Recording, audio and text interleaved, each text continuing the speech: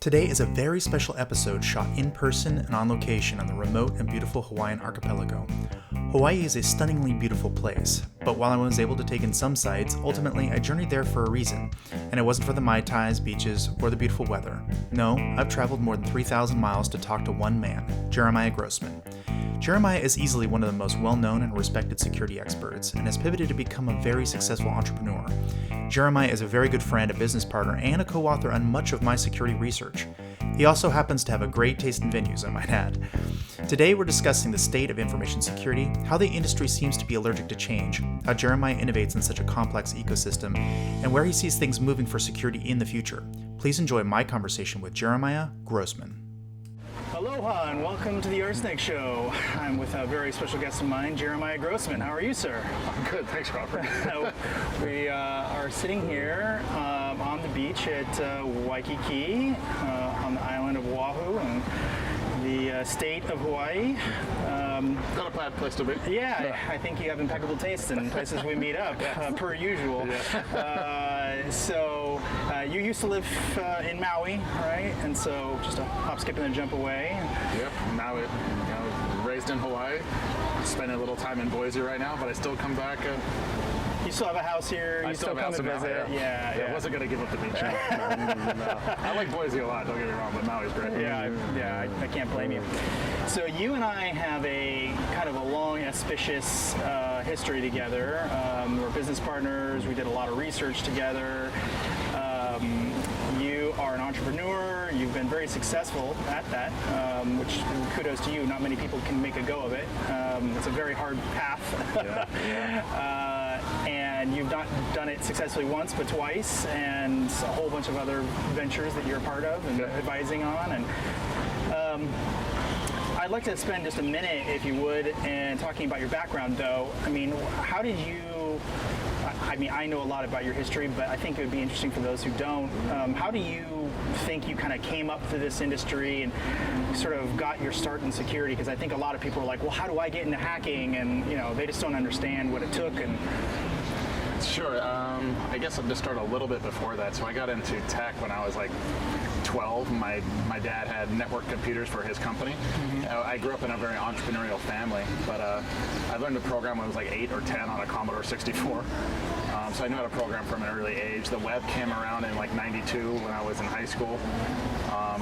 Some people's side jobs was like delivering pizza and things like that. Mine was making websites. It's just what I was doing. I got a job for a large biotech company doing Solaris administration called Amgen a long time ago. And so how I got into security, which is the question, is summer of '99 was rolled around and I was working as a Solaris administrator in Thousand Oaks.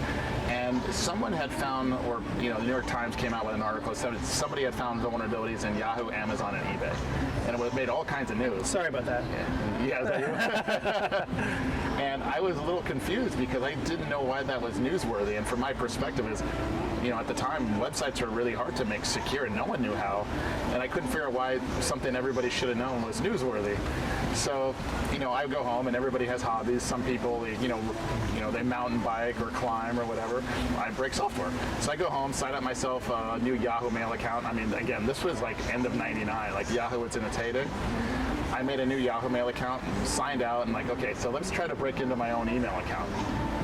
Probably took me 10 or 15 minutes to figure out a way, which meant that I could break into the email accounts of 200 million people at the time.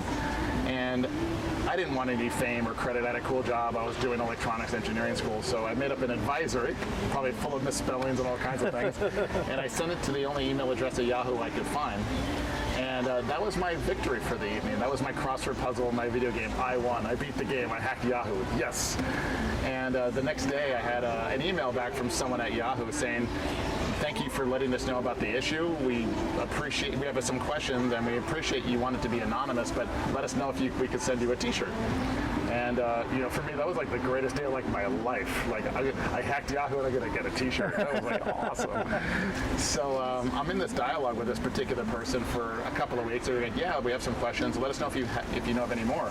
So I took that as permission to hack Yahoo, incessantly. And I gave them about a half a dozen more bugs, and I got to talking with them.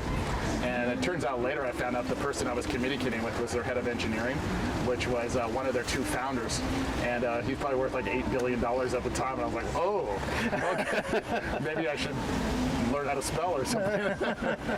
So after a while, probably after like 3 or 4 weeks, someone from the recruiting department, probably because the security team was probably tired of hearing from me, said, we wanted you to come up to interview at Yahoo. And I was like, okay. I don't know anything about security, but okay. You guys know I don't know anything about security, right? So I go up there and we go up to Silicon Valley, the land of purple and yellow, and they grilled me with like 8 hours straight for every asinine security question there was. Like, how many rounds of crypto is DES? And what are the finer points of default deny and firewall design? I'm like, I don't know. It was like 8 hours straight of I don't know, because I really didn't know. And I got like at hour 4, I was getting a little annoyed. I was like, look, I've never read any of your books. I don't know any of this stuff. All I know is how to break into your websites. That's really all I know how to do. So I go home to, figure I bombed the interview. I didn't really care because I had a cool job. I could play Quake most of the day because I automated my job because I knew how to code. And a few weeks later, they sent me a big yellow piece of paper in the mail with an offer letter offering me like double or triple what I was making at Amgen. So to go up to Yahoo to be the hacker Yahoo, that was my actual job title, to make a lot more money doing what I was going to do anyway. So that's how I got into security. And you more or less became their chief information security officer. You didn't have that specific title, but... Didn't have that title. I think I worked for the head of engineering at that time, the head of product or something like that. There was no CISO at the time. There was just the start of the security team. I think my direct report at the time, it's a long time ago now, was his title was the Paranoid Yahoo. So for those that know Yahoo, they know it like the security team is called the Paranoids. I predated that entire team. So yeah, that's what the job was, to hack everything in sight. So I was asked this question the other day, and I'd love to ask you. I mean, you have the distinction of building the single largest private hacker army on the planet, which we'll get to a little bit in a bit. I don't want to spend a lot of time on that, but I think you are probably best of anyone that I know to answer this question. What does it take to be a good hacker? If someone were like, could I be a good hacker? What are the attributes do you think it takes? I don't know about for anybody else. I just know what for me. One is insatiable curiosity. How does all this work is one. How can all this be made to work differently other than what was intended? To do the most monotonous and tedious task, pour over source code and white papers that are all wrong and read all the books. Learn the things about a tech that no one else would ever take the time to learn, and most of it you'll never use, most of it will never matter, but you're just looking for that one gem. What I think when it comes down to is the grind. I'm going to hack this system, and that's probably at the same amount of my life. I'm going to hack this. I'm not going to stop until this thing breaks. And sooner or later, because we know security is not perfect, I'm not going to stop till I break it. And that tenacity is probably what it is. Yeah, I think a lot of people want the quick win. They want to be able to just jump in and know the one thing it takes to hack, and that's supposed to be what hacking is, but it's so much more complicated. Probably like you, I've spent hours on hacks, days, weeks. I have sometimes spent years until it comes. Like, I'm not going to stop. I'm going to break it. It will curse me forever. It will haunt my dreams until I break it, and it will fall. Yeah, I have a similar feeling. If I know something's breakable, I might sit on it for months or years even until I'm like, okay, I get it now. There's a source of inspiration. Yeah, something pops in my head. I'm like, okay, I finally got it. Yeah. I know how to do it now. It's like a riddle that you're not sure if there's an answer to the riddle. Yeah, and it might not be. There might not be. You might just be banging your head on something that'll never break. Yeah. And there's a name, David Litchfield, which what he said something to me a long time back. He goes, the first time hacking something is hard. The second time it's easy. Because then everybody knows how, everybody knows the technique. It's really hard finding that first exploit, that first attack technique. So how do you think the average person gets into InfoSec these days? Like what is we have a very weird path, I think, but what do you think the average group of people coming up in the industry today, what do you feel like their experience is like? I'm almost jealous in a way, but I go to a lot of conferences, talk to a lot of let's say 20-somethings that are just out of school. I think a lot of them now are coming straight out of comp sci. They took like a minor or a major in information security, and they studied it. We had to explore it. It's just our time because it wasn't schools for what we did.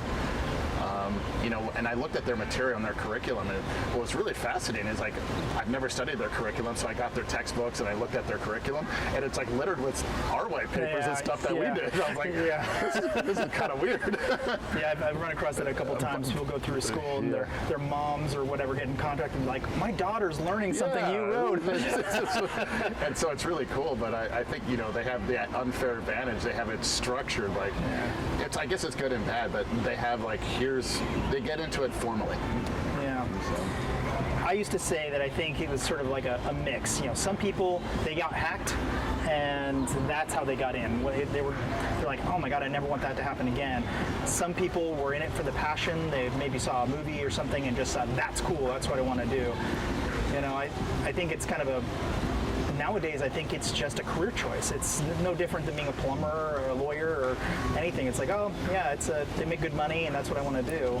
I think other people are conscripted, perhaps against their will, at a company. Can you help out on this security problem, or can you solve that issue, which may or may not be a security problem? And all of a sudden, security chose them. They didn't know what they're getting into. I've seen a ton of that. Yeah.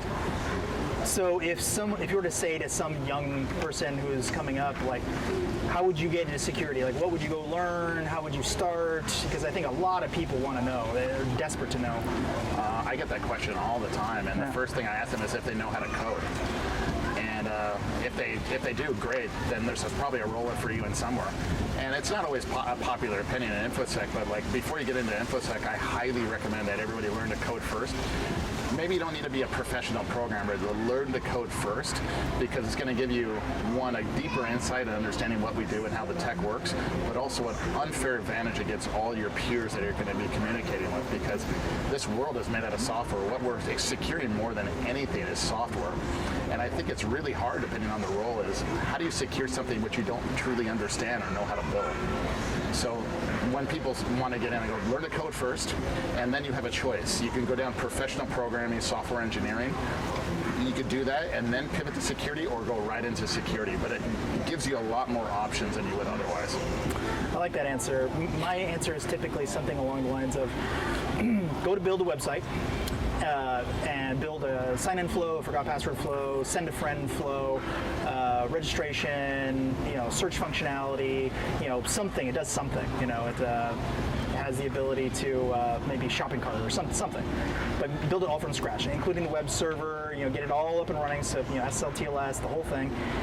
And then invite all of your friends and say, no one can hack this, it's impenetrable. And you will very quickly get a very rough, but very important, instructive experience on how to secure things. And if you know that that's coming, you're really going to do your job. You're like, oh, geez, I know that the database is not secure. I don't have a firewall. You're going to start putting as many things that you can think of in the way as you possibly can. And you're going to get hacked by the thing you didn't know it could get hacked by, or that way. And that's exactly where you start learning. You're sort of, it's coming. That's the dread that gets you up at night. But that's the same that's true of any security, anyone who's on the blue team defense side, red team is offense side. Anybody on the blue team side, they know it's coming. Yeah.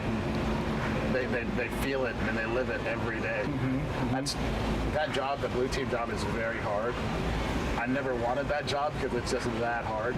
Like, you're just waiting for that one, you're going to make that one mistake, or someone on your team is going to make that one mistake, and it's going to be an awful day or an awful week. Yeah. So, I mean, when I've done both, and I would say that one of my interview questions that I used to use quite often is like, tell me about a time you got hacked. And if someone says I've never been hacked, they're out immediately, because it's like, oh, well, then you have no experience in what happens, right? I want you to, and of course everyone's been hacked. Everyone's had their email compromised or had their credit card stolen or something, right? If you can't even be imaginative enough to remember that, you're probably not right for this job, happen to everybody, and it leaves some scars, gives you some lessons. I mean, I think that's in a way that should give people some comfort.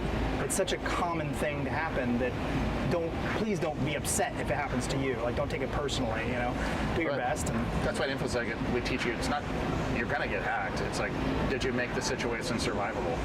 That's how you know you did your job. Did the company survive? Were the losses not too great? Did you keep your job? Then it was survivable. Then it's okay. Go back to work. It's all right. So you have a interesting distinction in my mind of being the most innovative security person, not just researcher, just in general, in the entire industry.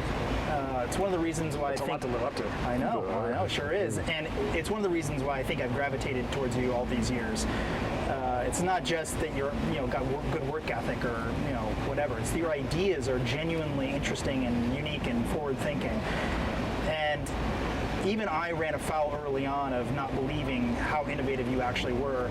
So I want to spend a little time talking about at least 3 different areas where I noticed that everybody, including myself in the first case, was way, way, way behind you. So I knew that web application security was a thing. Obviously, it was a thing I was interested in. That's kind of how we met, was through web app security. But what you had sort of, web application security, like browsers and web applications for those who are listening. But one of the things that you realized was it was all going to be turned into a software as a service. Yeah. And I knew that was a model, but I always felt it was a cheap, sort of inferior, kind of low rent version of what I was doing, which was professional penetration testing, breaking into companies and showing what's wrong and finding these esoteric bugs that would have been impossible for anything automated to find. I remember sitting in a conference one time listening to you speak, and I was just kind of visiting. I didn't necessarily think I'd learn anything, but I'm just here to support you, and as friends do. And you said something like, what you guys don't understand, the audience, is one of these days you're all going to be working for me. And I'm looking around the room and I'm like, yeah, you all will be. And then sure enough, a couple years later, I was working for you. And so, why, I can speak from my personal experience, but I'd be curious to hear your take on it first. Why do you think the industry was so behind on software as a service model for dynamic web application security scanning and network scanning? It's all different kinds of possible answers. We could probably debate it, but I think the one is that they didn't truly understand the problem of security, what we were trying to solve. So the solutions, their understanding of the problem lended itself to their solution, the high-end one-off penetration test. Mm-hmm. So I'll give you 2 answers to this. So one is that let's say I have the software as a service model and I'm going to try to scale across the industry. I'll sacrifice some amount of quality, but I'll argue it, but you'll be better. Let's just say that. And I go, okay. So I got into this discussion once with another red teamer, and he goes, my team of whatever is better than you guys. And I go, sure. Let's say we tested a website, 5 websites, 10 websites. I'll use my team, you use yours. I'll grant you, on any given day, you're going to probably find a little bit more and better vulnerabilities than we will. Next time, let's do it on 100,000 websites in the same time constraints. Let's do it in a week on 100,000 websites. You use your team of 5, I'll use my army. Who's going to do better? Clearly, I'm going to find a lot more and a lot better vulns than 100,000 websites. It was a way to showing that and then keep doing it. And then keep doing it. So web security came to scale. You're going to be better on 10. I'm going to be better on 100,000 and 1,000,000. By the way, how big's the web again? So I was just solving a much different problem. I'm trying to do web security. You're trying to do web security for one particular company. That was the difference. So now, understanding that problem, so I need to find all vulnerabilities in all websites at all times. The constraints are the technology is substandard, which means it's never going to find in a pure automated basis all these things. We're going to need a symbiotic relationship between people, process, and technology. Let's talk, so the technology is going to be not perfect, so we need people, okay? Where do the people come from and who gets to hire them? It's either going to be the customer, the enterprise, or the vendor. So someone's got to hire, train, and retain the best talent in the world to do this. And I got a lot of grief from the industry or even VCs that would say, well, if you add humans to your model, it won't scale. And I'll go, well, I think I can do it, but I know if you just give a tool to the customer, they can't scale because they can't hire it either. So the winning solution would be who can hire, train, and retain the best talent in the world, and I think it lends itself to my model. So hence the software as a service model took hold. I had technology that can scale and hack any number of websites on the web, an assembly line process that made assembly line hacking and all the people that went through it. And all of a sudden, that was the winning model. Yeah, I think my answer is very simple. I truly didn't understand the economics of, at that time, what it would take to actually solve this problem for everyone. I was looking at any given website, thinking about the nuances of how websites were built, and I'm like, I just don't see a way you're ever going to beat me. I am like, never. I mean, I'm always, unless I'm drunk or, you know, half asleep or something, I'm just going to crush you. But when you try to scale me out and run that same test tomorrow, and then the next day, and then the next day, I'm going to get extremely bored. All kinds of errors are going to start creeping in.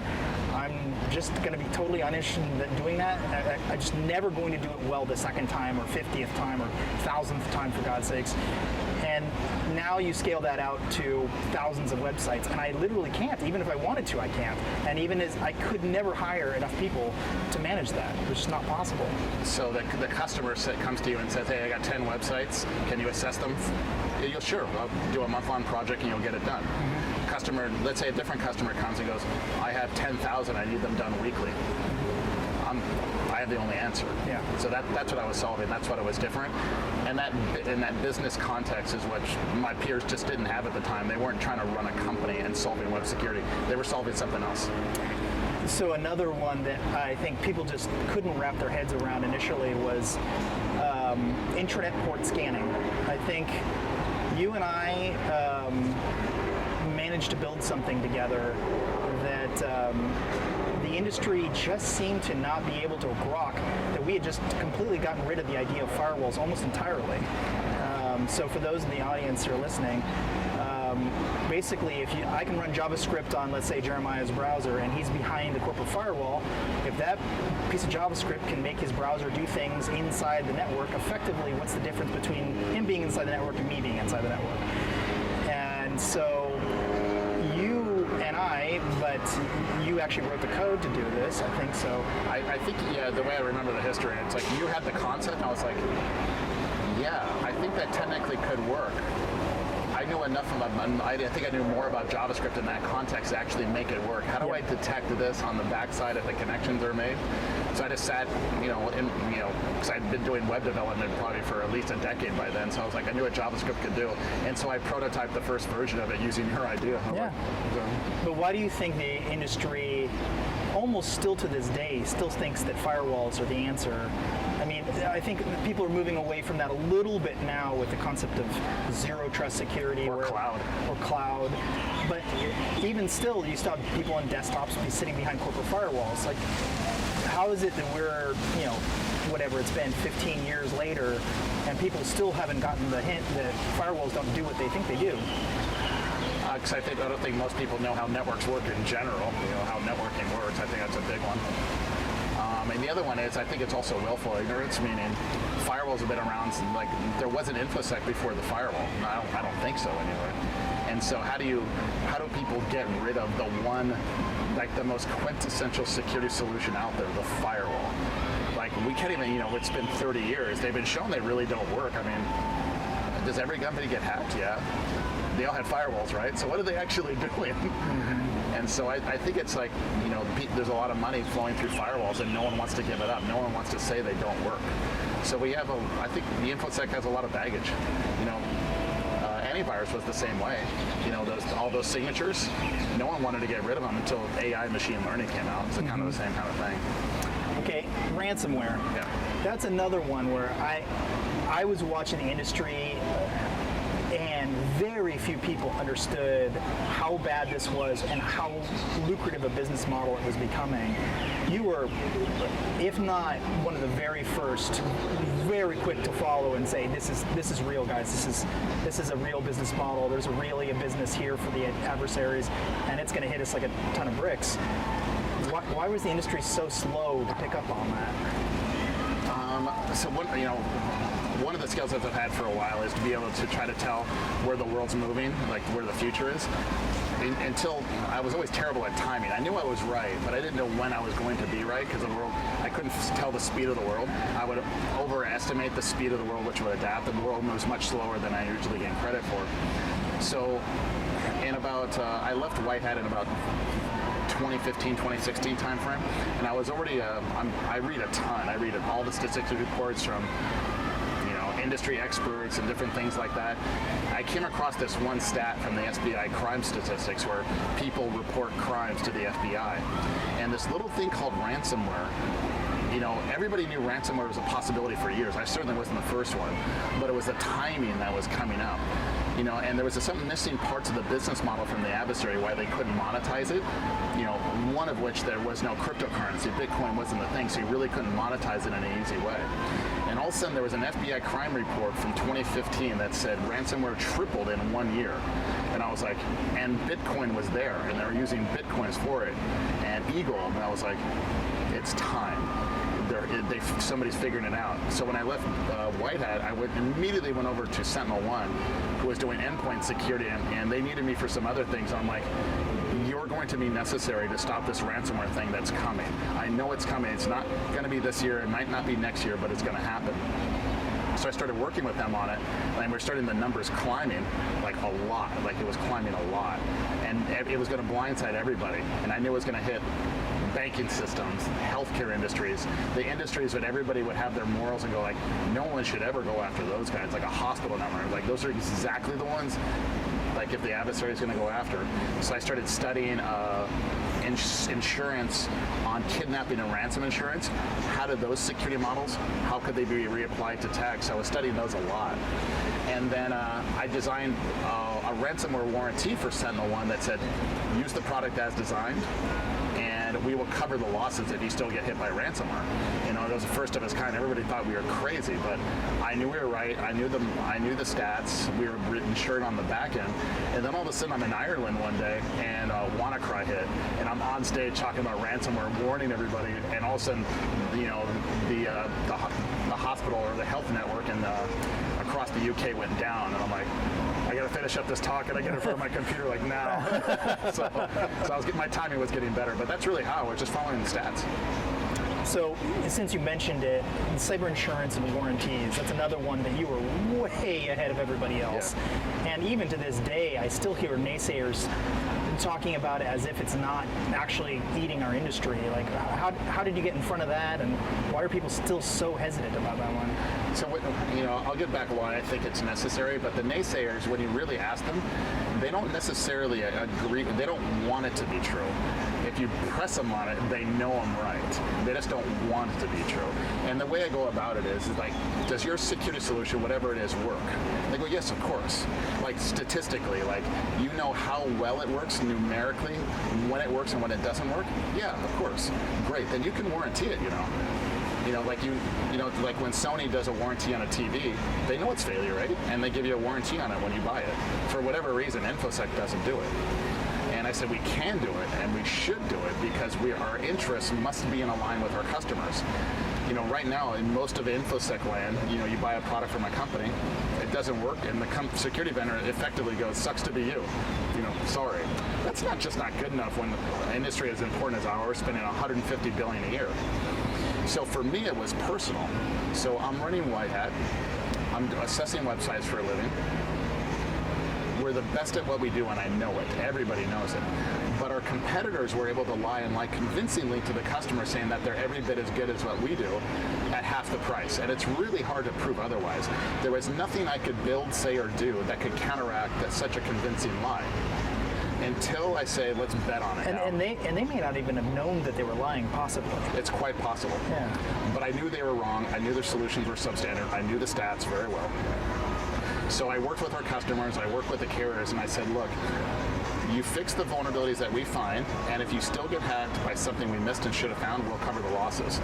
And I had a decade worth of data on 1,000 companies to go to the carriers and go, can you insure me against this risk? And they said, absolutely. And all of a sudden it was the first time a warranty came to the market where like, we know we're good and we'll be right with you during the cost of you do. And I knew the whole industry had to do it. And now I think, you and I helped design warranties for a dozen companies, and I'll certainly be doing more of them. And in cyber insurance, that's another one. Cyber insurance, well, this one was much simpler. I was talking with a lot of CISOs, and I saw the survey data when people were asking them, what do you think the likelihood, one of the questions was, leaving that black hat, what do you think the likelihood that your company will get breached in the next year? And I was like 75% of everybody said highly likely they're going to get breached in a given year. No matter what they do or buy, they believe they're going to get breached. And I'm like, I'm thinking about this. This is like and this is black hat. That's not good. Yeah, this is black hat, heads of security. They're spending all this time. It's clearly smart people, and no matter what they do, they believe they're going to get hacked. Well, they're not going to sit flat-footed. They're going to do something. So if they can't prevent the breach, they're going to try to prevent the loss because the business doesn't want to do the loss. So that was one. It's like, okay, so if they can't prevent the breach, prevent the loss, how do you do that? Insurance companies. Now, how do you prevent the breach? Well, InfoSec doesn't have the right data, but the carriers do. The carriers, at some point, are going to see enough claims data where they're going to tell InfoSec what to do. Like, it just hit me like a lightning bolt. InfoSec doesn't have the right data to make anything any better, but the carriers will. So customers are going to buy insurance, carriers are going to see the claims data is going to lead to us making better choices. That's the way this world's going to work. So I brought that concept of black hat in 2016 or something like that. Everybody hated that idea because everybody hates insurance. Like, I hate insurance too. It's still, the world doesn't care what I like, the world doesn't care what I hate. I'm pretty sure it's going to go this way. Absolutely. And everybody hated it, but no one could tell me why I was wrong. We're not. I don't think you are wrong. I think you're absolutely right. And it's weird to hate insurance. It's sort of like hating vehicle insurance or whatever. They're just telling you which cars are going to kill you. Like, if you have like a very top-heavy car, you're going to die.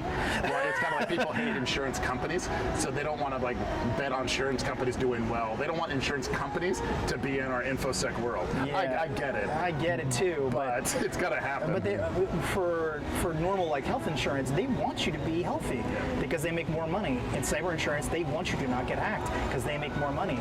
Like, it seems like the incentives are somewhat aligned in that way, and if you treat them more as your partner and less as your adversary, I think that's actually a good thing, not a bad thing for our industry. Unfortunately, I think the friction is going to go up because the carriers, they're still 5 years off from being truly smart with their data, but they're going to start having the best data to tell InfoSec what to do and when, because they're going to have the best data in the business. And we talked about this before, one can seem intelligent if only they have access to valuable data no one else has. Mm-hmm. Right now, InfoSec, we could be as smart really as they want, but if we don't have the right data, the carriers are going to be smarter even though they don't know our world. I mean, it's just going to be that way. Yeah. Well, it's funny you said it. They're possibly 5 years away from it. That's how far ahead, because you've been talking about this for at least 5 years since you start talking about this, and now 10 years on before this thing becomes what it's supposed to be. I think that's just indicative for anyone listening about how far ahead you are. And then the last one I want to talk about is Bit Discovery, asset management, a company you and I started together. Asset management was one of those things I knew you had your eye on, and I too had my eye on in a different way, almost since starting this industry. Yeah. And people just still don't quite understand the value of it. Like, we get into conversations with them and we show them all the data that we know about them, which they don't have, and they're like, well, that's great, what do I do with it? Yeah. Like, what do you mean, what do you do with it? Fix it. Yeah, there's all kinds of issues there, but for me, it was we came across that problem first at White Hat, where we're assessing companies' websites. We're doing 50 of them, 100, 200, and they go, we want you to assess all our websites, right? And we're capitalists. We're going, great, give us the list. We'll hack them all. We don't have a list. Okay. Well, is that something White Hat can help us with? I guess we could try. So we tried many times, got some great tools. Our peers tried and failed. We tried and failed a number of times. But imagine that. The only thing standing in the way from us from doing 50 websites versus 1,000 or anybody is just knowledge of what they had. So all of a sudden you have this lack of information that stands in the way between the vendor making a lot more money and the customer being a lot more secure. Clearly we have to solve this attack surface management problem. Isn't that where this supposed to be the first thing we do in InfoSec is learn what it is that we're meant to protect? We just didn't do that. Probably because it was just really, really hard. So if we can get over the hard part and make a compelling solution, then the world would just adopt it. So I think the timing was always right for it, just no one ever could figure out how to make the solution until we did. So now that we've given the audience a bit of a tour of how forward-thinking you are, what is the next thing that you're talking about that you think people are fighting you on or not really seeing the importance of what you're saying? Because of all the people I know, if people aren't paying attention to you, they're just literally a decade behind. And that's a problem, I think. The cyber insurance will still be there, warranties will be there, attack surface management will be there. I think for me, we have the tools in place to start learning a lot. The carriers will have a lot of data, the ASM vendors will have a lot of data. We don't know a lot about the internet and what's on it, and there's lots to be learned there and lots of values to be explored. So it's not so much anybody resisting, compelling ideas now. At least I'm not on stage much the last 2 or 3 years because I'm just kind of doing my work. But for instance, and we talk about it all the time, we have this adage, the world is moving to the cloud. We're pretty sure it's true. How do we know it's true? Is there any data out there that says the world's moving to the cloud? Who can tell me, the average Fortune 500, how much do they have in the cloud? Do we really know the market share of F5 versus Citrix on the internet? How distributed the environments are, when companies host on the internet. Are they mostly in the US, mostly out? Is it going mostly out? Is it coming mostly in? What about on an industry level or a company level? There's a lot we don't know and a lot we can learn. And so, now that we're with Tenable, those are the things I'm dead set on learning, so that would be one. Well, one thing I've heard you say a number of times, and I don't know if you ever said this out loud, so maybe I'm spilling the beans here, I don't know, is you said that we've hit peak prevention. Yeah. Can you talk about that a little bit? So this is how I got to that. It was just a mental exercise where right now we're spending about $150 billion a year on security, depending on whose numbers you want to believe, collectively. If we went from $150 billion a year spent on InfoSec to $300 billion, would we cut the number of breaches in half? I don't think we will. If we cut the InfoSec budget in half from 150 to 75, would the breaches double? I don't think so. I think very little of what we're doing in security is having a measurable impact on thwarting the adversary. We're working on the wrong things. So that, just mental model this and game this out. That means it's not a spending issue. Then, we've been in the vulnerability finding business for a long time. Only half of the vulnerabilities ever get fixed, and maybe less than 1% of them ever get exploited. So we're looking for the wrong things, finding the wrong things, fixing the wrong things. So I think the way we've been doing things is we've hit peak prevention.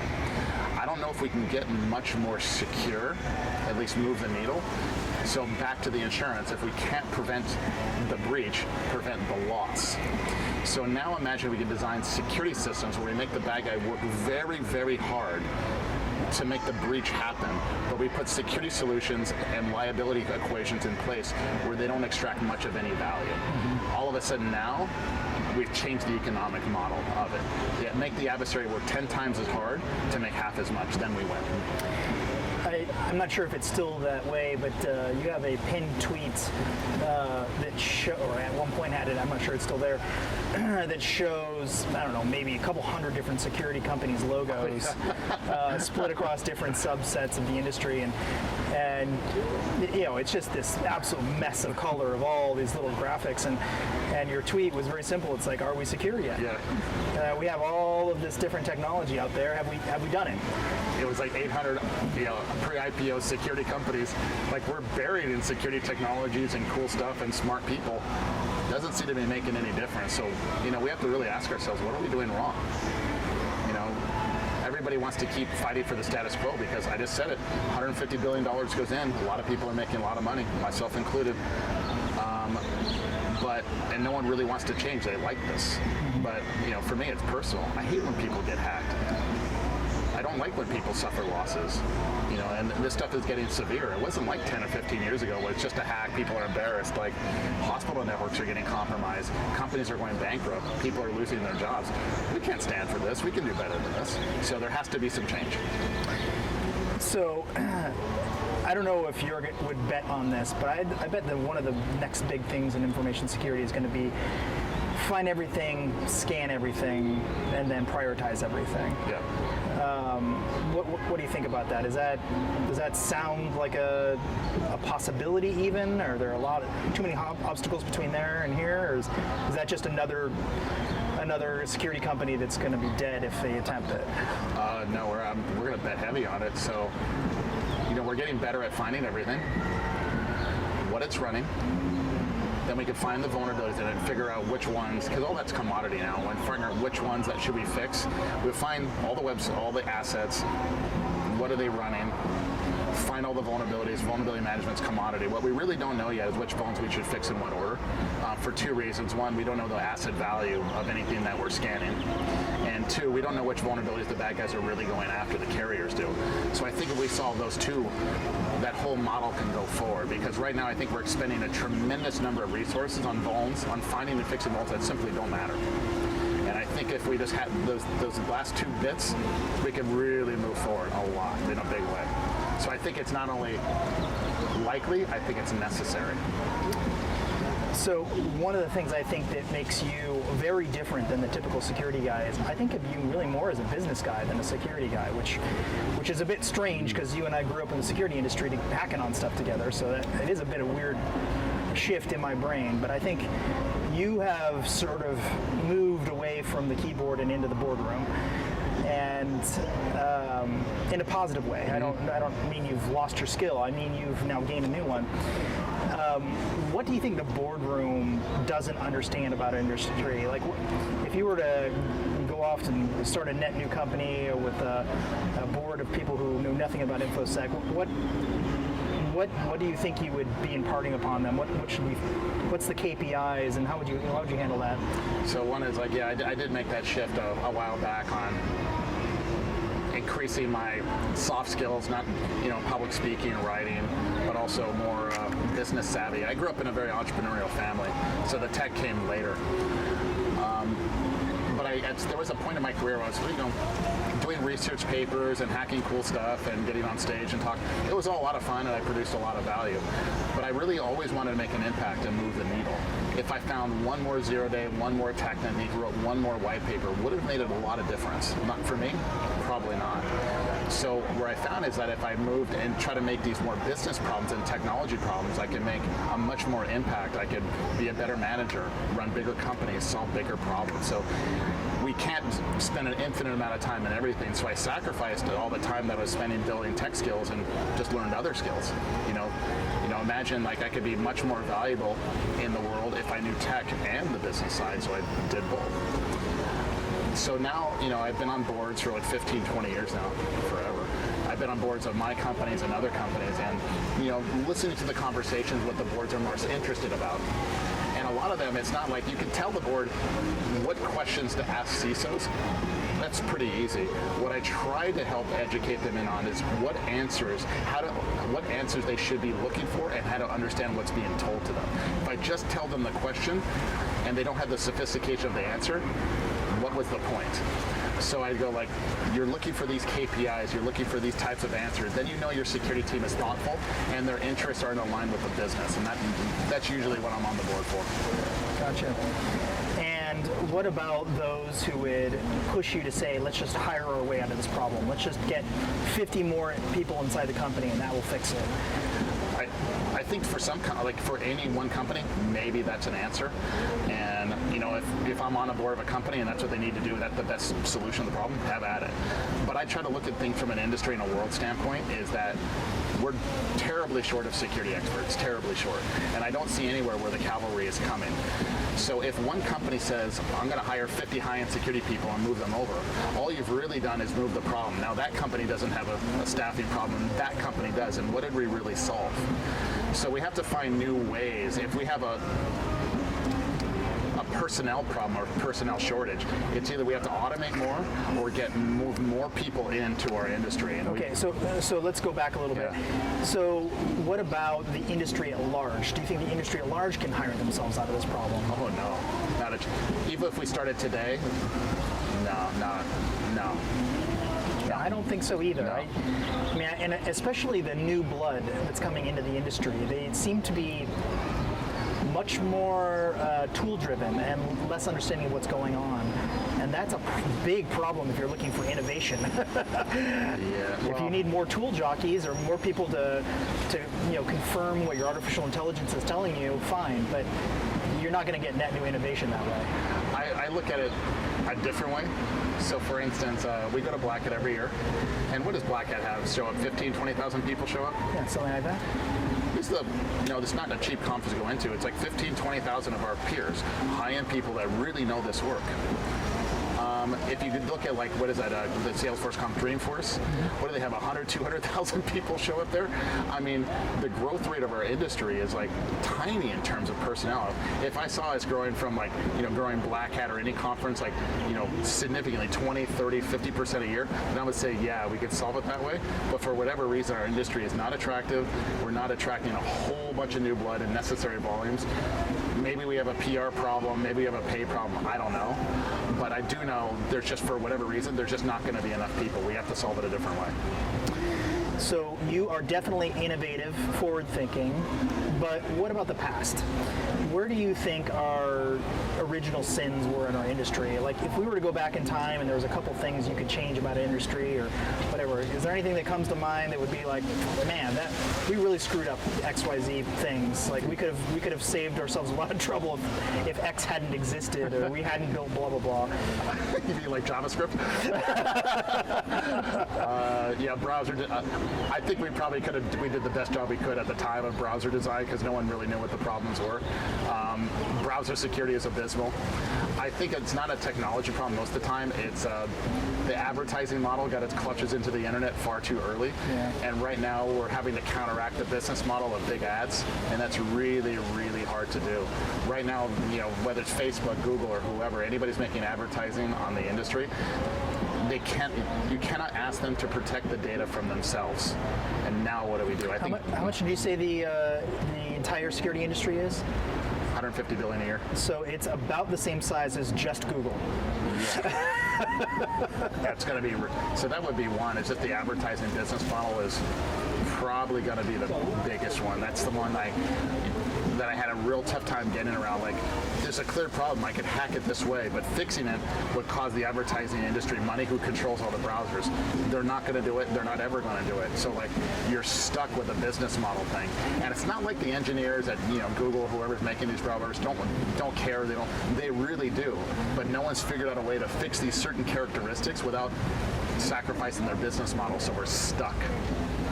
Yeah, and it's not getting any better. It seems like every time there's a new innovation, it's more ads, not less ads. Yeah. More now, when your browser pops up in Firefox, for instance, there's ads. There's not less ads. There's more ads. So that's going to be. So that would be more like original sin. Probably the biggest one I could think of off the top of my head. Mm-hmm. Yeah. Fair enough. One of the things I think is missing is attribution. We really don't know who's doing what on the internet. It was never really designed into the internet at all. It was just designed as a communication protocol, but with no attribution. Like, hi, I'm the person sending this information across the internet. So if any bad thing were to happen, hi, you can come, arrest me or whatever. I think the internet would have been a much more civil place if we had had that baked in. Maybe, but I also don't know if anybody wants that. I think they wanted the anonymity. It might have been a feature, not a bug. It's quite possible. That might be why we could never get federated authentication to get really working. I don't think anybody really wants it. Quite possible. Yeah, there is a lot of seedy underbelly to the internet that people are very happy with the way it exists. So I think, if everybody, the only people that will sign up for like federated identity will be the people we don't have to worry about. All right, so we talked a little bit about the next generation. If you were to tell the next generation, given all of this stuff that you now have talked about, that where things are going in the industry, if you were to say, here's where you should be spending your time thinking about, like after they get in the industry, now let's say they're starting to get up and running, would you say you should get into, sec DevOps, or should they start doing some of the stuff that you did once upon a time and do the the hacking roadshow, or where would you send, what path would you send them down to be the most successful? So one is like, I guess the skill sets, knowing how to code is probably the single greatest skill that I have. It's Sure. like I can automate things. I know generally how things work. Yeah, so let's say after that, let's say they're in the industry now, where should they go? It's finding that problem that matters to you, I would say. Like, I talk with a lot of people in a lot of companies all the time. I'll ask them very simple, but very pointed questions. Whatever problems you have at work, if there was one problem that you could just shoot and never deal with again, what would it be?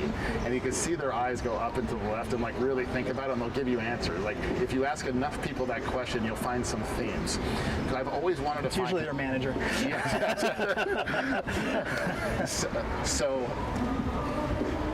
for me, I always wanted to make an impact, so I want to find that one problem that I care about, that if I solved it, it would solve that same problem for a lot of people. What are the biggest problems that I can work on?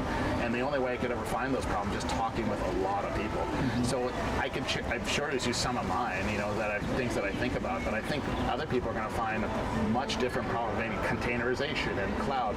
Cloud's not going to be around forever. We had mainframes, then we had workstations, and then we have cloud. Cloud's not going to be around forever, 10, 15 years.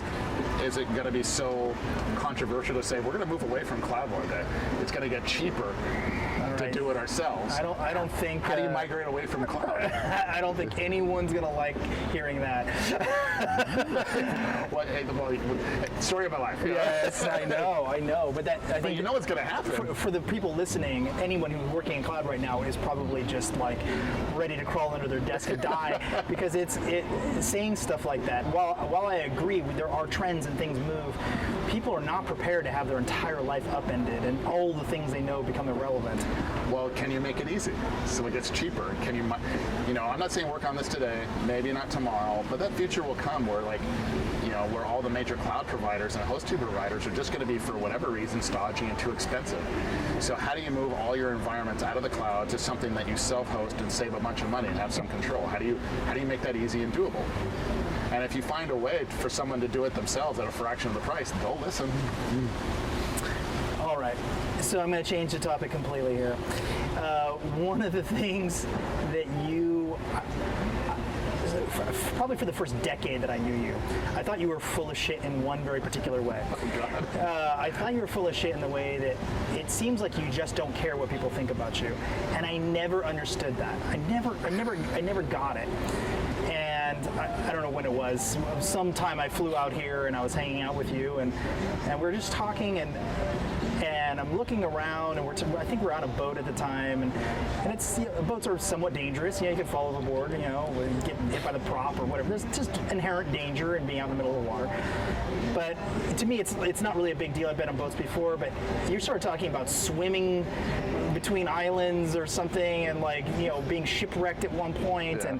and cliff diving off not like trivial tiny little cliffs, but these enormous 50, 60, whatever plus cliffs, and swimming under caves. And it suddenly occurred to me, you're not actually full of shit. This is actually how you actually are. You just don't care.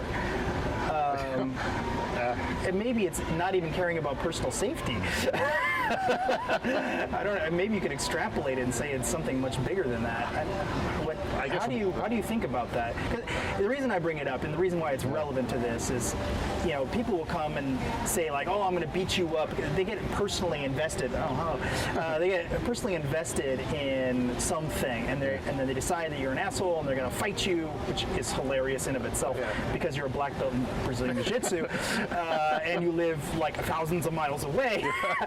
I make myself available. But also, I just don't think you care. It's not that I don't. It's not that I don't care. It's I don't think they care. You think they're lying about their interests? They might care somewhat, but I cannot imagine that I'm so important to anybody's life that whatever their dislike or disdain for me will last more than 5 minutes. I just can't imagine why my life matters so much to theirs. Mm-hmm. Like I'm just me, just a person. This is what I think. This is why I think it.